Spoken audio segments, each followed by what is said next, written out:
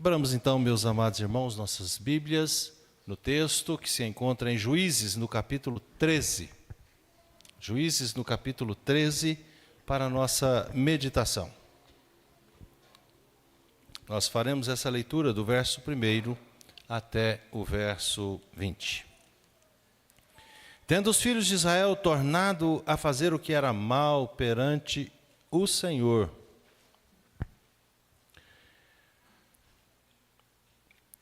este os entregou nas mãos dos filisteus por 40 anos. Havia um homem de Zorá, da linhagem de Dan, chamado Manoá, cuja mulher era estéril e não tinha filhos. Apareceu o anjo do Senhor a esta mulher e lhe disse: Eis que és estéril e nunca tiveste filho, porém conceberás e darás à luz um filho. Agora, pois, guarda-te, não bebas vinhos ou bebida forte, nem comas coisa imunda, porque eis que tu conceberás e darás à luz um filho sobre cuja cabeça não passará navalha, porquanto o menino será nazireu, consagrado a Deus, desde o ventre de sua mãe. E ele começará a livrar Israel do poder dos filisteus. Então a mulher foi a seu marido e lhe disse: Um homem de Deus veio a mim. Sua aparência era semelhante à de um anjo de Deus, tremenda. Não lhe perguntei de onde era, nem ele me disse o seu nome. Porém, me disse: Eis que tu conceberás e darás à luz um filho. Agora, pois, não bebas vinho, nem bebida forte, nem comas coisa imunda, porque o menino será nazireu consagrado a Deus, desde o ventre materno até o dia de sua morte. Então Manoá orou ao Senhor e disse: Ah, Senhor meu, rogo-te que o homem de Deus que enviaste venha outra vez e nos ensine o que devemos fazer ao menino que há de nascer. Deus ouviu a voz de Manoá, e o anjo de Deus veio outra vez à mulher quando esta se achava assentada no campo, porém não estava com ela o seu marido, o Manoá. Apressou-se, pois, a mulher e, correndo, noticiou a seu marido e lhe disse: Eis que me apareceu aquele homem que viera a mim no outro dia. Então se levantou Manoá e seguiu a sua mulher. E tendo chegado ao homem, lhe disse: És tu que falaste a esta mulher? Ele respondeu: Eu sou. Então disse Manoá: Quando se cumprirem as tuas palavras, qual será o modo de viver do menino e o seu serviço? Respondeu-lhe o anjo do Senhor: Guarda-se a mulher de tudo quanto eu lhe disse, e de tudo quanto procede da videira não comerás, nem vinho, nem bebida forte beberá, nem coisa imunda comerá, tudo quanto lhe tenho ordenado guardará. Então Manoá disse ao anjo do Senhor: Permite-nos deter-te e te preparemos um cabrito. Porém o anjo do Senhor disse a Manoá: Ainda que me detenhas, não comerei de teu pão. E se preparares holocausto, ao Senhor o oferecerás. Porque não sabia Manoá que era o anjo do Senhor. Perguntou Manoá ao anjo do Senhor: Qual é o teu nome, para que, quando se cumprir a tua palavra, te honremos? Respondeu-lhe o anjo do Senhor e lhe disse: Por que perguntas assim pelo meu nome, que é maravilhoso? Tomou, pois, Manoá um cabrito e uma oferta de manjares, e a apresentou sobre uma rocha ao Senhor. E o anjo do Senhor se ouve maravilhosamente. Manoá e sua mulher estavam observando. Sucedeu que, subindo para o céu, a chama que saiu do altar, o anjo do Senhor subiu nela, o que vendo Manoá e sua mulher caíram com o rosto em terra. Deus eterno, mais uma vez, nos colocamos diante do Senhor. E queremos, Deus, tendo nós lido a Tua palavra, que o Senhor também incite nossos corações neste momento a ouvir a Tua doce voz. E assim, ó Pai, ouvindo-a, possamos aprender dela e tirar lições preciosas para a nossa vida. Pedimos isso no nome de Jesus. Amém. Irmãos, mês de maio, mês da família. E o nosso tema é mês do lar, né? Mês do lar, mês da família. Assim, então, hoje também nós continuaremos a falar sobre família. Temos ainda mais um final de semana, onde nós ouviremos palestra na escola dominical sobre família e à noite mais um sermão também dirigido a famílias. Assim, meus amados irmãos, como foi na escola dominical de hoje, que bênção, que maravilha de palestra falando sobre família. Família, meus amados irmãos. Como nós ouvimos, grande maioria das nossas famílias tem alguém em seu lar que pauta ou que possui o autismo. Não é verdade? Então, nós estamos falando de família e como lidar com esses problemas dentro dos nossos lares. Hoje, a família que nós vamos tratar é uma família composta apenas de 3 pessoas: o pai, a mãe e o filho. Assim, então, meus amados irmãos, quando nós iniciamos a leitura de Juízes, no capítulo 13, nos relata que o casal não tinha filhos, e certamente esse problema de não ter filho era apresentado ao Senhor através de súplicas, através de orações, e, portanto, sendo então a sua mulher estéril, isso também lhes trazia muita dor, muito desconforto e também o desprezo, não é verdade? Porque nós sabemos, já em outros textos da palavra de Deus, que a mulher era desprezada quando não tinha filhos. E, portanto, nós podemos imaginar que pela cultura em que ela vivia, provavelmente havia desprezo das pessoas. Não cita o texto que o seu marido a desprezava, muito pelo contrário. Portanto, meus amados irmãos, o propósito do Senhor, então, apareceu a esta mulher. E nos diz o texto bíblico que o anjo do Senhor, em suas palavras, demonstra, então, claramente, meus amados irmãos, quando o anjo do Senhor aparece àquela mulher, ele está dizendo: eu conheço o seu sofrimento, eu conheço a sua dor, eu tenho ouvido os seus clamores, eu tenho ouvido as suas orações. Nós podemos entender isso, meus amados irmãos, que o Senhor conhecia o sofrimento daquela mulher. Portanto, ele prometeu que ela teria um filho. Esse filho, então, seria nazireu, consagrado a Deus. Você está entendendo, meus amados irmãos? Um filho consagrado a Deus. Um filho consagrado a Deus. Qual a diferença disso para os nossos dias?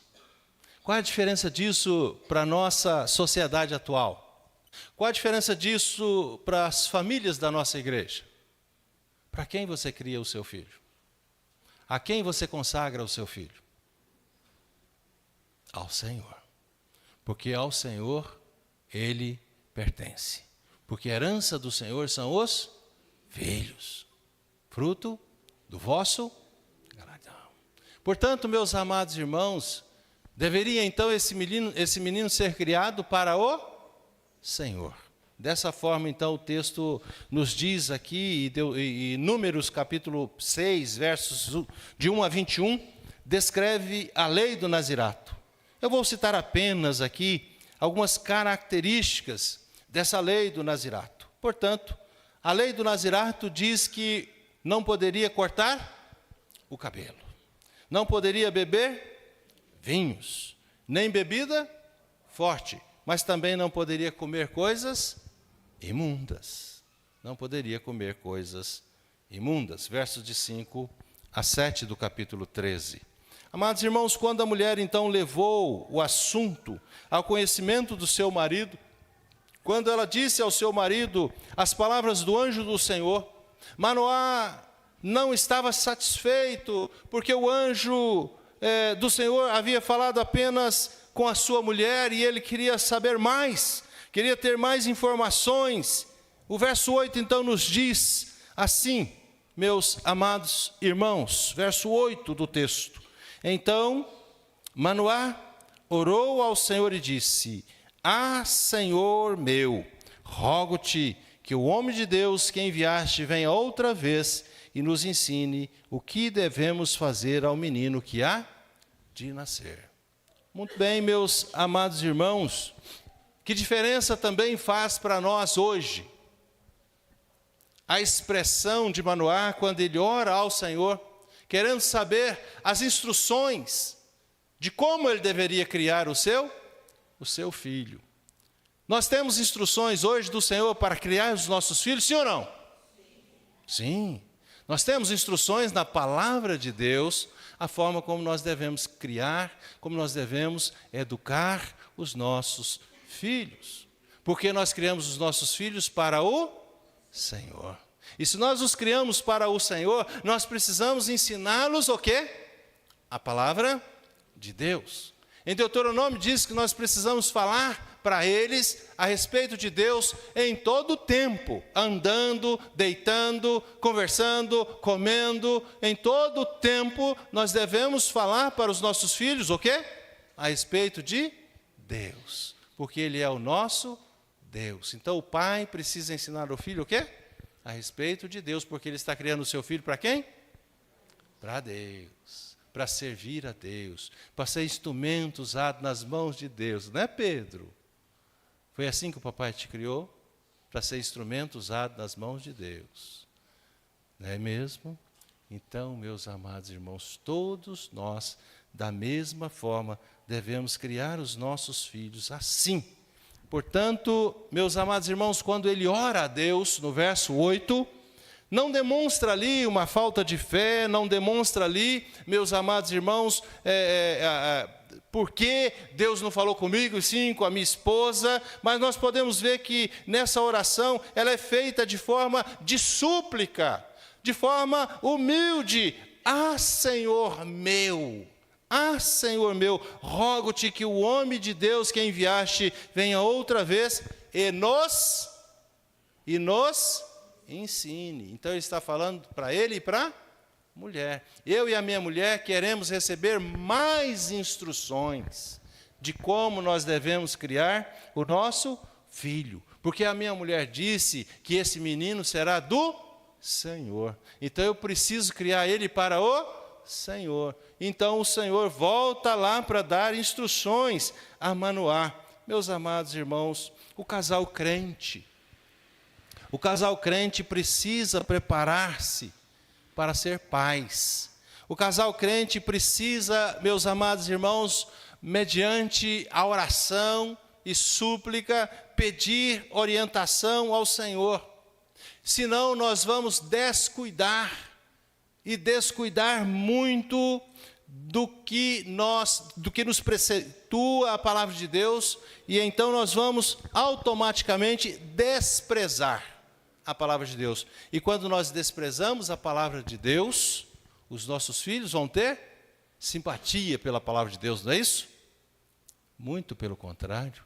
Se nós temos a apatia à palavra de Deus, os nossos filhos sequer vão ter prazer em ouvir da palavra de Deus, porque não aprendeu, não foram criados para Deus, muito menos foram criados com simpatia à palavra de Deus. Nós precisamos, meus amados irmãos, cuidar da palavra de Deus, ter a palavra de Deus em nossos corações. Quando Salomão ensina em Provérbios, no capítulo 22, que nós devemos criar os nossos filhos como mesmo?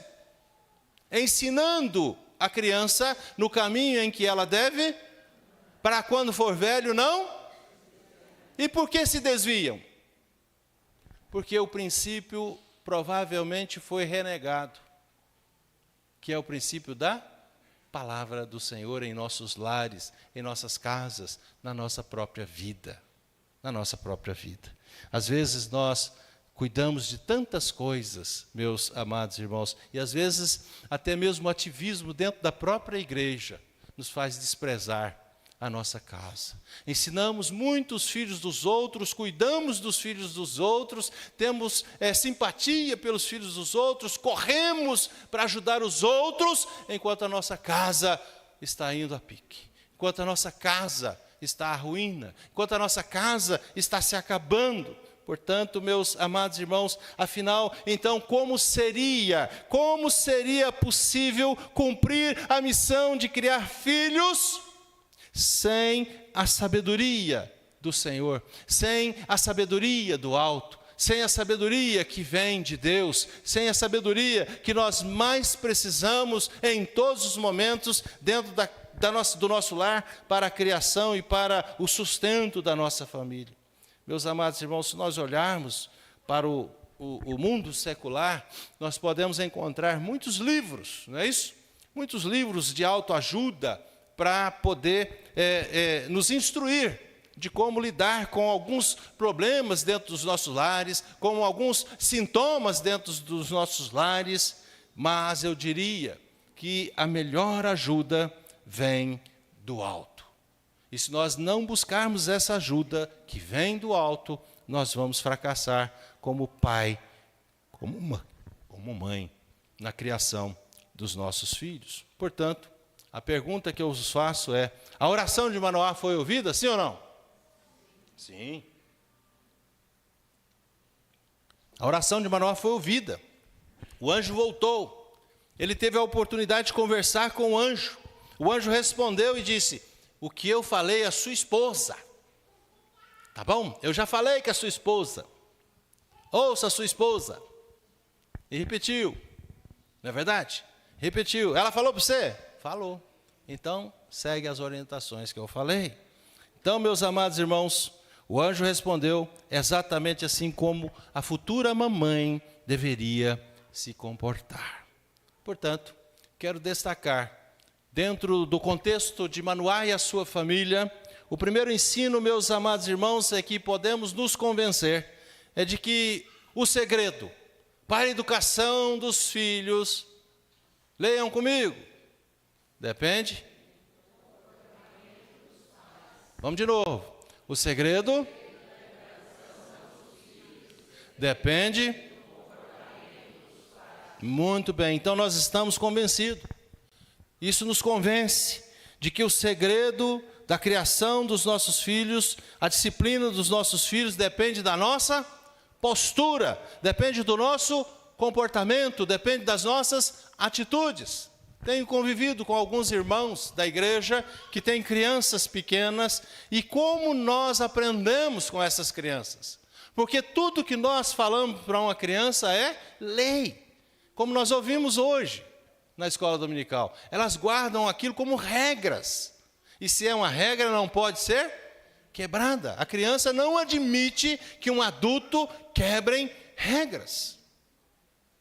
E elas corrigem o adulto.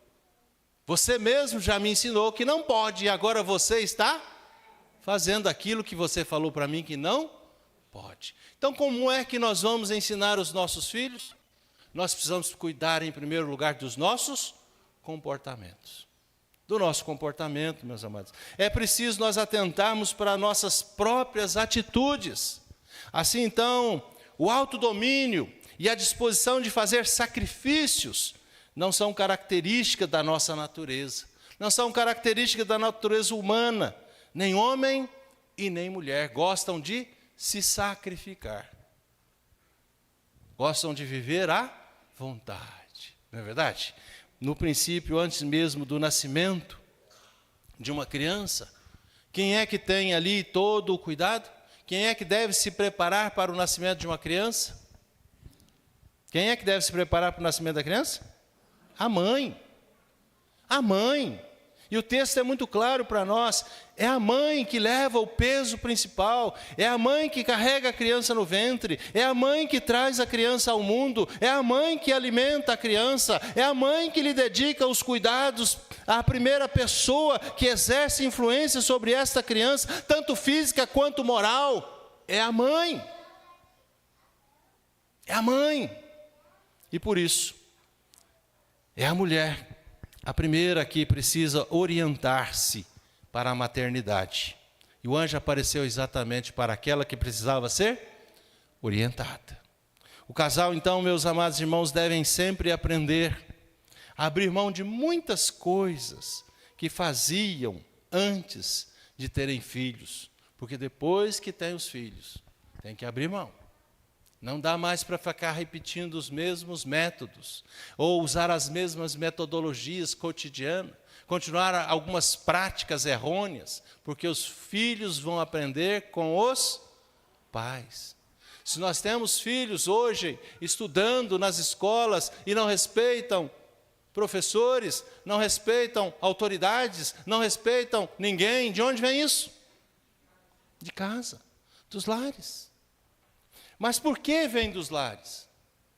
Porque os pais abriram mão do cuidado de aprender como se cria uma família. Primeira coisa que um pai faz naturalmente é: eu, quando tiver família, não quero fazer o que meu pai fazia. Eu não quero tratar os meus filhos da forma como meu pai me tratava. Acho isso um absurdo. Já começa a abrir mão de princípios elementares e fundamental. Se você tem educação hoje, se você tem moral hoje, se você tem ética hoje, se você é um bom profissional hoje, se você é um cabra macho hoje, é porque o seu pai te fez homem. Não é assim? Mas só que nós estamos criando os nossos filhos uns maricas, uns bananas, uns filhos mole, fraco, não sabe nada da vida. Sabe nada da vida. Então, meus amados irmãos, é indispensável ter autodisciplina, uma vez que se deseja que a educação dos nossos filhos tenha bom resultado. É absolutamente imprescindível que os pais cristãos peçam a Deus em oração a sabedoria de que vão necessitar para criar os seus filhos. Conta-se a história de um jovem que tinha uma linda criança, de aproximadamente 3 anos de idade. Pensa como é uma criança de 3 anos de idade, uma fofura, não é isso? Uma fofura. Repete tudo que fala, que os pais ensinam, e assim vai, né? Então, certa noite, na hora de ir para a cama, esses pais pediram a esta criança, de 3 anos de idade, como era de costume, dar a bênção para os pais, dar o beijinho para os pais, para poder dormir. Antes de ir então para a cama, assim o fizeram. Deram lá a boa noite para a filha e pediram que ela desse o boa noite, o beijinho, para poder ir dormir. E a filha então, naquele momento, dá o beijinho do papai, dá o beijinho da minha mãe, ela respondeu: não. Não. E então, meus amados irmãos, apesar da insistência do casal ali pedindo: dá beijinho papai, dá beijinho mamãe, não é assim que os pais ficam? Bobo diante da criança? A resposta da menina sempre foi: não. Ali, nada adiantava. Ela não mudava a sua opinião, nem um pouquinho. Portanto, obstinava-se o não, que soava cada vez mais alto naquela boquinha.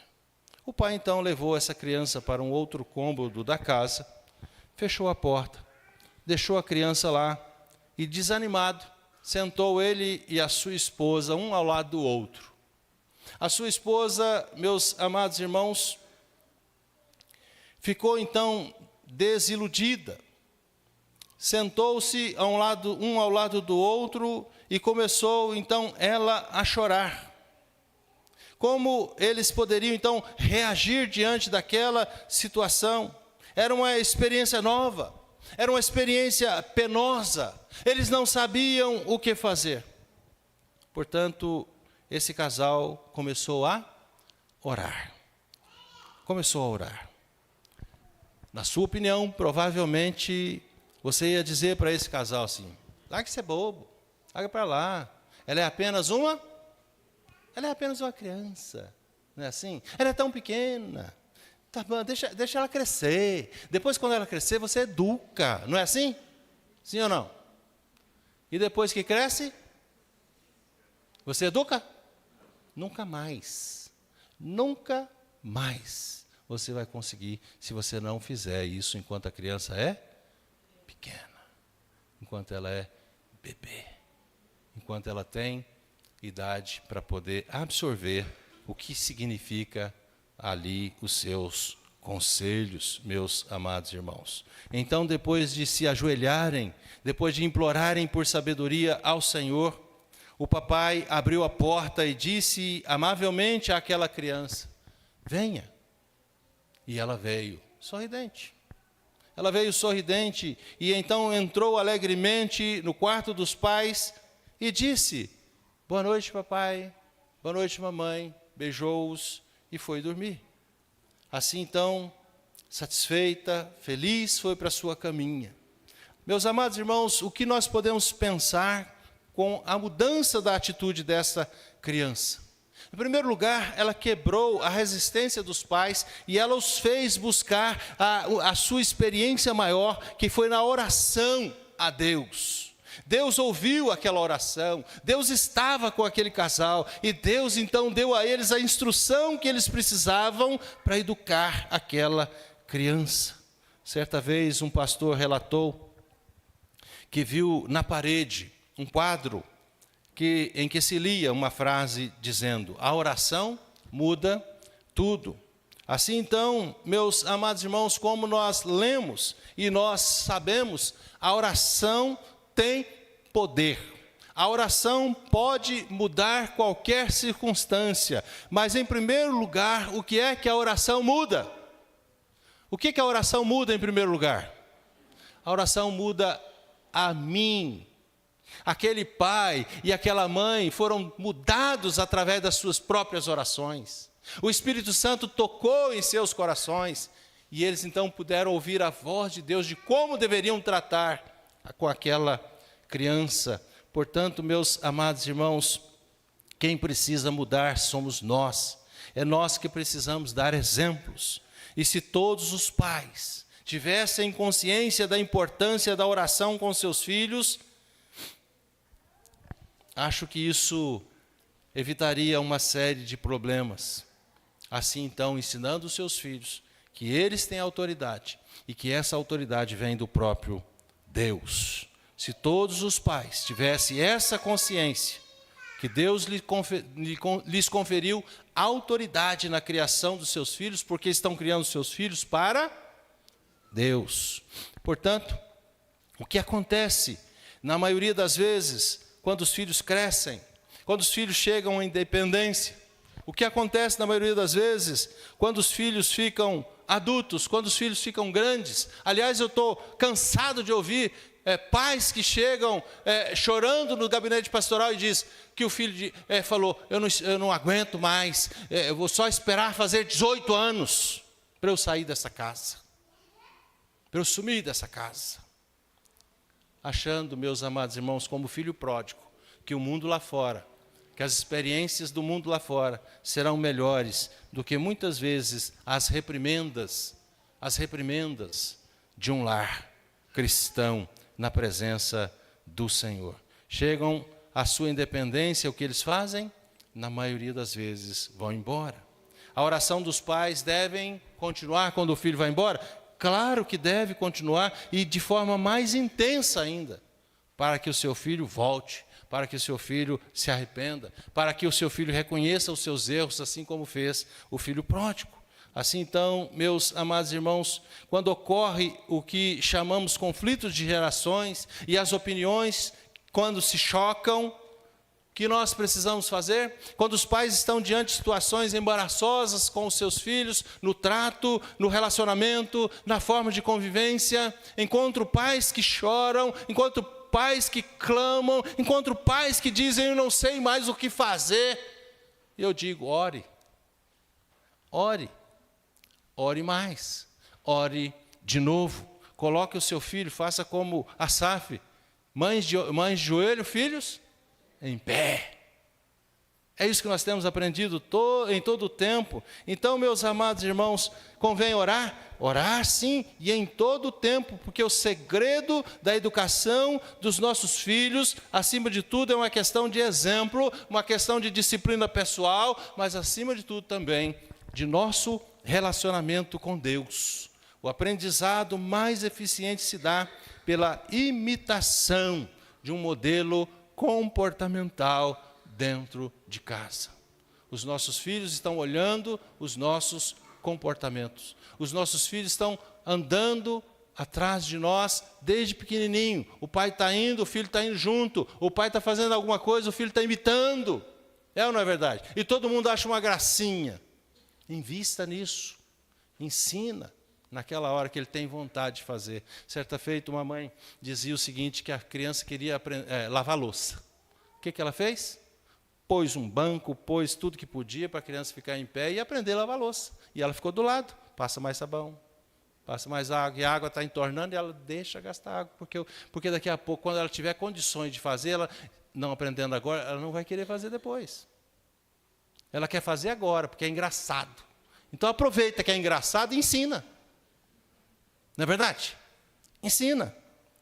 Então, meus amados irmãos, o aprendizado mais eficiente é o que se dá pela forma de comportamento dos pais.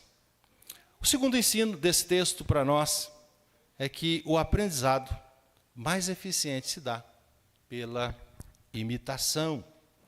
E então nós vemos ali Manoá buscando o ensino da presença de Deus, buscando a presença do Senhor, buscando que Deus estivesse ao seu lado, orientando. Assim, então, quando nós lemos os versos 21 a 24, nós espantamos com a atitude de Manoá. Disse Manoá no verso 22 à sua mulher: certamente morreremos, porque vimos a Deus. Está aí, sim ou não?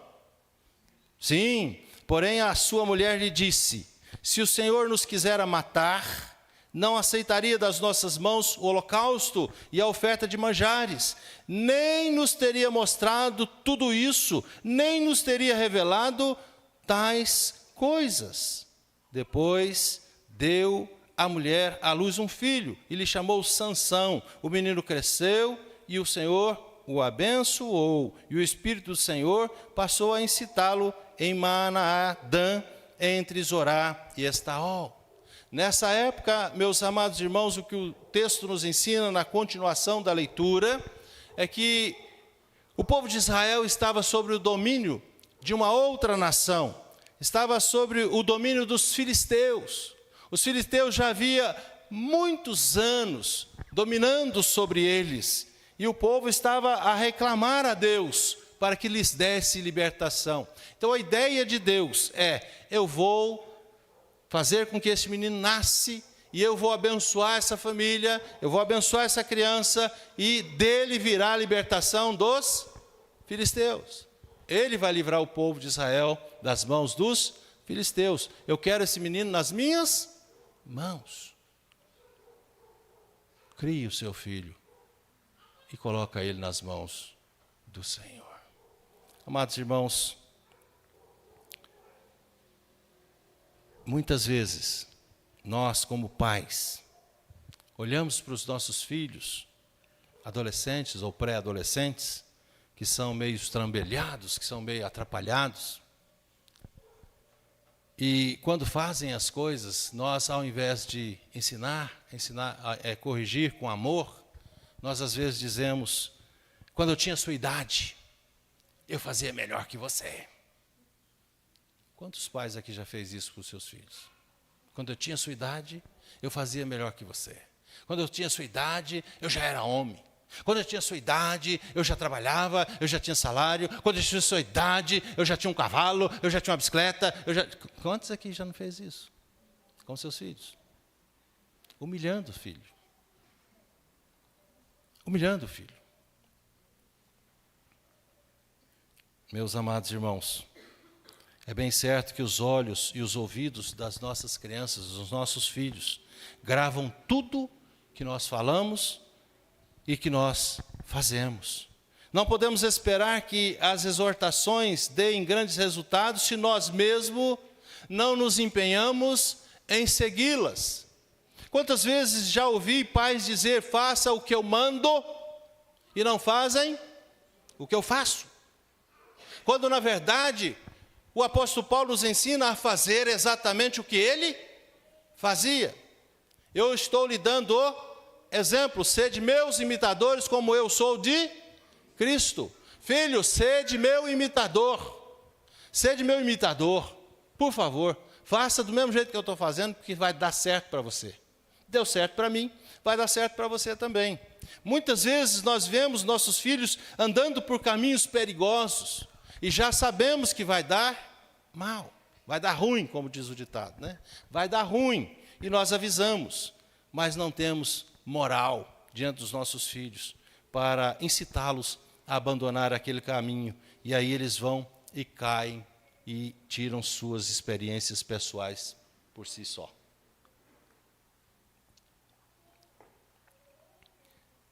Assim então, meus amados irmãos, o texto que eu mencionei de Paulo encontra-se em Filipenses, no capítulo 4, no verso 9, quando ele diz: o que também aprendeste, recebeste, ouviste e viste em mim, isto praticai. Um comentarista bíblico, certa feita, afirmou o seguinte: que o que confere, abrindo aspas, o que confere grande poder ao que dizemos aos outros é se podemos mencionar o fato deles também terem visto isto em nós. Sabe quando você fala uma coisa, mas a pessoa já sabe que você está mentindo? Que você não é capaz de fazer aquilo que você está falando que faz? Ou que fez? Portanto, esta é uma importante lição para todos nós, pais. Principalmente quando os nossos filhos estão nos ouvindo conversar com outras pessoas. Eles pensam consigo: meu pai não é tudo isso não. Meu pai não é tudo isso não. Portanto, há uma característica muito interessante a observar com respeito ao relacionamento, por exemplo, marido e mulher. O casal Manoá. Ao demonstrar então o seu agradecimento, oferecendo ali o holocausto, presenciaram um milagre. O anjo do Senhor subiu na chama do altar. Manoá temeu e pensou consigo mesmo: nós vamos morrer. Enquanto a sua mulher respondeu: seu bobo, seu bobo. Se nós fôssemos morrer, Deus não teria falado essas coisas conosco, não teria aceito os nossos holocaustos, muito menos as nossas ofertas de manjares. Portanto, há momentos, meus amados irmãos, em que as esposas demonstram mais discernimento espiritual. Há momentos em que os esposos demonstram mais fortaleza, serem fortes, serem destemidos espiritualmente, mas nem sempre é assim nas decisões domésticas. Conta-se que um pastor, no dia do seu casamento, estou demorando hoje, né? O ministro, então, de cerimônia tomou um exemplo da natureza para ilustrar aquela relação, ou seja, a relação ideal do casamento. Qual é, então, o símbolo da relação ideal do casamento? O homem, um tronco viçoso, cheio de vida, e a mulher, uma planta agarrada àquele tronco, e dali ela tirando a sua seiva, o seu sustento, e vivendo agarrado no seu marido. É isso? Esta é a melhor ideia que se prega? De jeito nenhum, meus amados irmãos. Essa ideia não pode ser reforçada. Ninguém gostaria de viver à sombra dos outros. Todos devem dar conta de si mesmo. Portanto, a mulher descobre que ela tem suas pernas e que ela pode andar por si mesmo, que ela pode ser autossuficiente, que ela pode ser um canal de bênção na vida do seu marido e não viver na dependência total dele. Demonstrando assim, meus amados irmãos, sendo grato a Deus por tudo que Deus é, por tudo que Deus faz. Assim então, o desígnio de Deus, quando une o marido à sua mulher, os dois devem caminhar juntos. Os dois devem caminhar juntos e não podem um sentir-se parasita no outro. É horrível quando você vê um vivendo à sombra do outro, meus amados irmãos. Isso não é o casal bíblico. O casal bíblico é um casal que um é instrumento de bênçãos na vida do outro.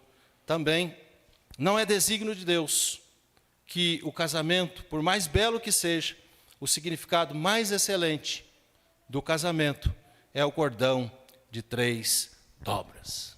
Encontramos, meus amados irmãos, na Escritura, exemplo suficiente que o mais forte espiritualmente deve fortalecer o outro, seja ele o marido ou às vezes a mulher. Assim então vai se manifestando a presença de Deus naquele lar. E precisa ficar claro, o casal cria filhos para o Senhor.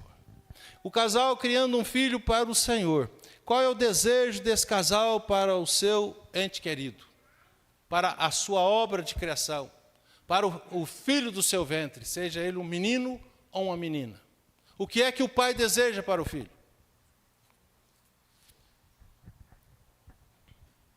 Que o filho se vá bem na vida. Que o filho consiga um bom casamento. Não é verdade?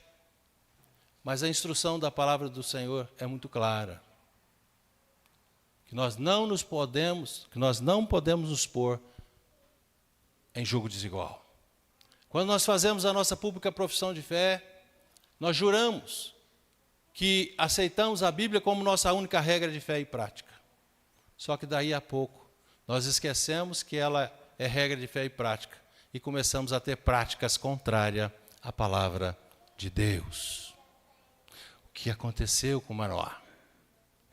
Manoá teve o seu filho, sua família, criou o seu filho, ensinou-lhe os princípios. Mas no capítulo 14, meus amados irmãos, só para nós encerrarmos, fechando esse texto, Salomão resolveu sair de casa, deu uma passeada em uma outra cidade, foi em um outro lugar. Qual lugar que Sansão foi? Aonde foi que Sansão? Ele foi num ambiente onde estavam os inimigos de Deus. Sansão foi aonde estavam os inimigos de Deus. E ao ir aonde estavam os inimigos de Deus, o que aconteceu com ele? Ele se encantou com uma moça, filha dos inimigos de Deus. Filha dos inimigos de Deus. Voltou em sua casa e falou: pai, eu quero casar. Eu quero casar. E eu quero que o senhor vá lá no meio dos inimigos de Deus e busque uma mulher para mim. É assim que o pai tem que fazer? Se ele criou o filho para Deus? É isso, meus amados irmãos? Não. Você não vai casar com o filho de ninguém que é inimigo de Deus. Eu criei você para Deus. Não é assim? Mas o pai do Sansão falou o quê? Ah, filho, faz isso não. Tem tanta moça crente para você casar. Não é assim que ele falou? Está no texto aí, no 14. Tem tanta moça para você casar. O que ele falou? É dela que eu gostei e é com ela que eu vou casar. Queira você ou não, eu vou casar com ela. Não é assim que os filhos falam? Não houve mais conselho dos pais. E o pai ficou sem saber o que fazer. E fez o quê? Obedeceu o filho. Foi lá e arrumou a mulher para o filho. O que deu? Deu ruim. Deu ruim. Deu ruim. Porque a partir daquele momento, o Sansão começou a fazer tudo o que ele não podia fazer. Ele não podia beber. Ele não podia comer coisas imundas. Se nós continuarmos a leitura do texto, ele comeu coisas imundas. Ele se casou com uma mulher que não deveria casar. E a vida dele foi só buraco abaixo. Foi só ruim, dando ruim até o dia que ele morreu. Até o dia que ele morreu. Que desgosto para os pais ver o seu filho com seus olhos furados. Sabia que Sansão teve os olhos furados pelos inimigos de Deus? Porque ele foi cedendo.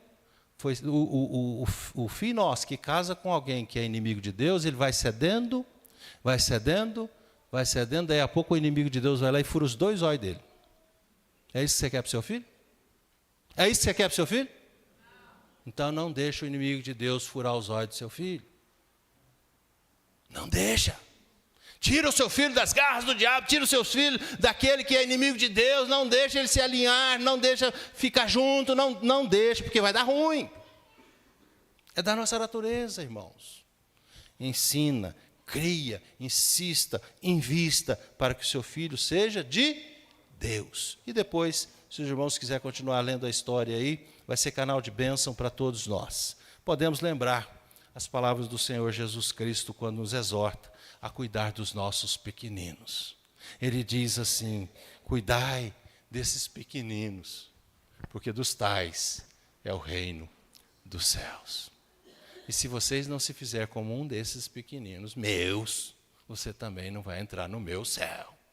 Cuidado, cuidado, meus amados irmãos, para nós podermos continuarmos firmes, prestando esse serviço ao Senhor, criando os nossos filhos para o Senhor. Cantemos o hino 217.